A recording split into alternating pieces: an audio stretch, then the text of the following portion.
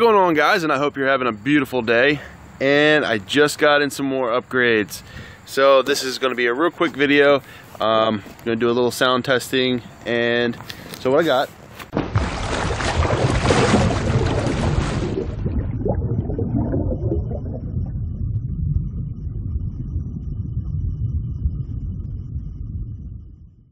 hang on a second, here we go.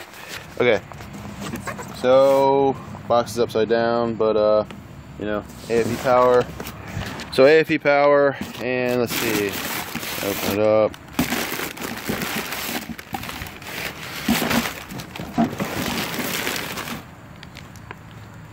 And here we go. Well, this is called the hot side of the intercooler. So I'm replacing the stock one with this one. This is on my website if you were interested in this. It is cheaper to buy through the website than it is actually go through AFE power. So yeah, little name drop of myself. Alright, so I'm gonna get this installed real quick. Alright, so first things first, we gotta take off the intercooler boots. This is actually a lot easier if you have a socket. I'm kind of in a hurry, so I'm trying to do this quick.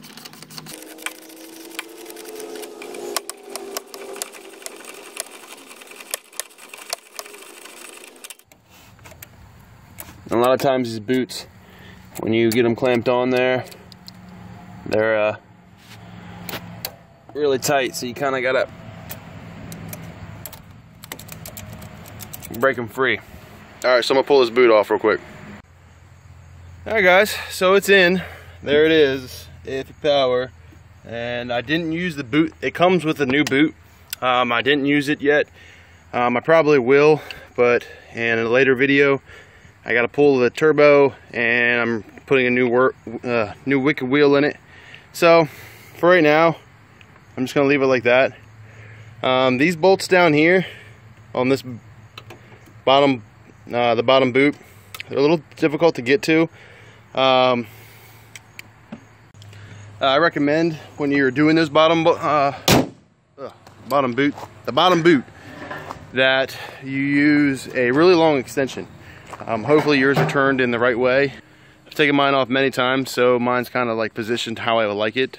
So you need a longer extension, and you know, here's the old one.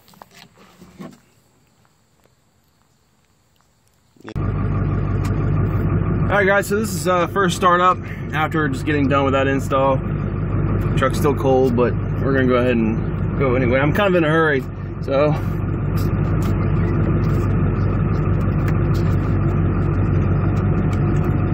they say that this AFE flows 5% better. I mean, 5% isn't really a whole lot. You know, and I also only did the hot side right now.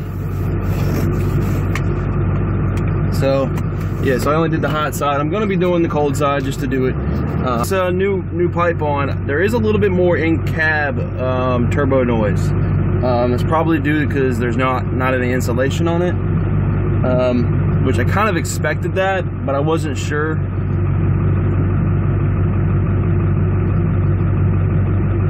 And I don't know why it flows 5% better. I mean, it's pretty much the same design. The lips are a little bit different than the stock one. Yeah, the turbo is a little bit noisier in the cab, so you will hear, you know, more turbo, whistle, whine, whatever you want to call it, in the cab. Now I'm wondering if I got any boost leaks. The truck's still kind of cold right now. Alright, so there's really nothing negative I can say about this intercooler pipe.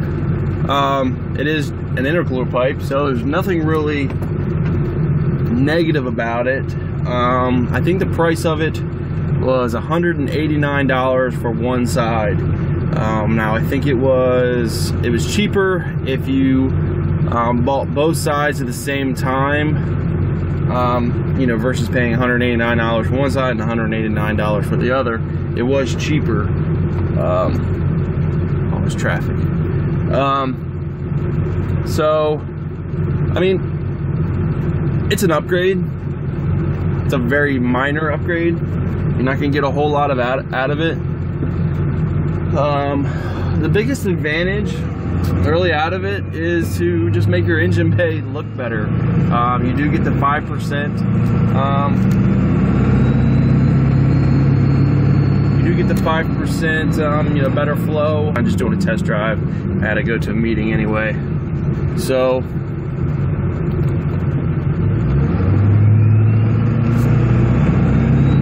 it is definitely a little bit louder in the cab.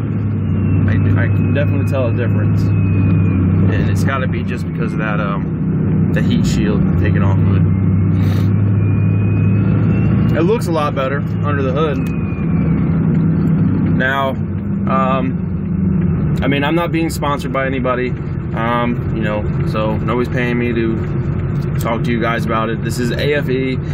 No, AFE is not sponsoring me. No, they haven't given this to me. This is not a paid promotion.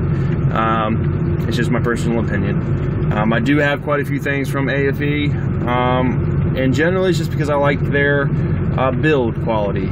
It's relatively, I mean, I want to say it's cheap, like price cheap, but there are some more expensive options out there. Banks is one of them. They're more expensive than AFE.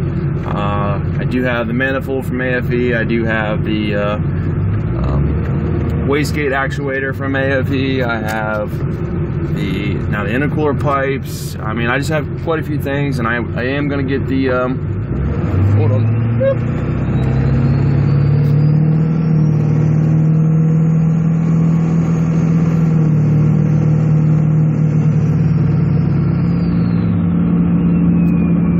Yeah, so I mean, I am getting quite a few things I have from AFE.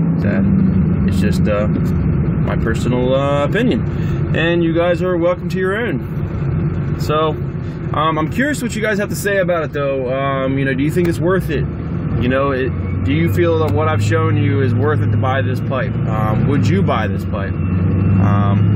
You know, in any of the videos I post, I love to hear from you guys. You know, what are you doing to your trucks? What are some upgrades that you are wanting to do? You know, I mean, pretty much everybody with their trucks kind of start with a chip, you know, an exhaust and an intake system. Those are kind of like the common three. So, you know, you put your, I mean, really in order, you should put your, you know, your intake, your exhaust, and then your chip, and then obviously gauges, you know, in there before you blow something up without actually being able to see what's going on. But anyway, yeah, leave your comments. I'd love to hear what you guys have to say about it. Is it a waste of money? You know, it's kind of, it depends on what your big picture is. You know, if you're not really wanting to go into doing a whole lot of mods, then it's probably not for you. That 5% may help out later down the road. I am on the verge of, once I get this, say I'm putting the air dog system on, I'm putting the water meth injection on, and I'm also doing the upgraded turbo wheel for my 38R. So that's the the Wicked Wheel 2 for it. I'm really curious what that's going to do for me.